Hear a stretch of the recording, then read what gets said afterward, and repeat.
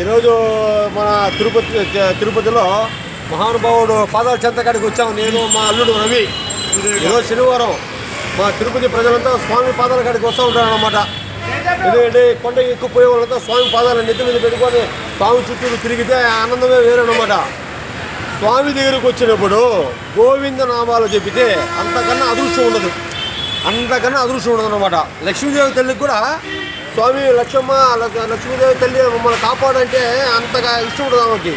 భర్త పేరు చెప్పాలా, గోవిందుడు నామాలు ఆమెకు అమితమైన సంతోషం అన్నమాట. గోవిందా గోవిందా గోవిందా అని.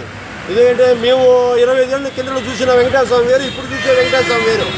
అప్పుడు ఏముండదు, ఊరికే కాలి నడకన పోయి దర్శనం చేసుకోవచ్చాను. ఈరోజు వేల మంది లక్షల మంది స్వామి దగ్గరికి వస్తున్నారు. అంటే ఆ విధంగా అయిపోయింది తిరుమల మహానుభావుడి చెంతకి. ఇంకా రాబోయే కాలంలో ఇంకా బ్రహ్మాండంగా ఉంటుందన్నమాట తిరుమల. అంతా ప్రజలు వచ్చి స్వామిని ఆయన వేడుకొని ఒక్క క్షణం చూస్తే చాలా ఆయనకి ఆనందం అన్నమాట.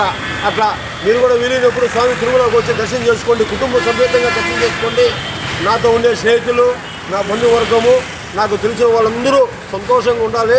ఆ వెంకటేశ్వర స్వామిని మనస్ఫూర్తిగా ఈరోజు శనివారం కోరుకుంటున్నాను. మీకు అందరికీ ఒకసారి అంతా చూపిస్తాను చూడండి. ఒకసారి ఆఫ్ చేయద్దు చూడండి.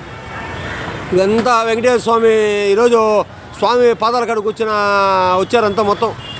మా తిరుపతి ఎక్కువ శనివారం ఎక్కువ వస్తారు ఇక్కడ. ఈ రూట్ మీకు తెలిసే ఉంటుంది అనుకుంటా. చూడండి, మనం ఎంట్రన్స్ అవుతాం కదా, తిరుమలకు పోవడానికి ఎంట్రన్స్ అవుతాం కదా, అదే ఇది, ఆ ఎంట్రన్సే ఇది. ఇదో మా అల్లుడు రవి, నా మంచి స్నేహితుడు, మంచి కోఆపరేషన్ అన్నమాట. మంచి భక్తుడు కూడా మా వాడు, మంచి భక్తుడు కూడా. ఎందుకు చెప్తున్నానంటే వాడు కూడా ఇద్దరు ఆడబిడ్డలు. భక్తి అంటే ఇప్పుడు నేను ఈ ప్రోగ్రాం నాకు అసలు తెలియదు. రామామ స్వామి పాదాల కాడికి పోదామని నా అల్లుడు వచ్చాడు, స్నేహితుడు. అటు ఉంటుందన్నమాట మా స్నేహం కొందాం. ఒకసారి చూడండి. గోవిందా గోవిందా గోవిందా గోవిందా గోవిందా గోవిందా గోవిందా గోవిందా గోవిందా.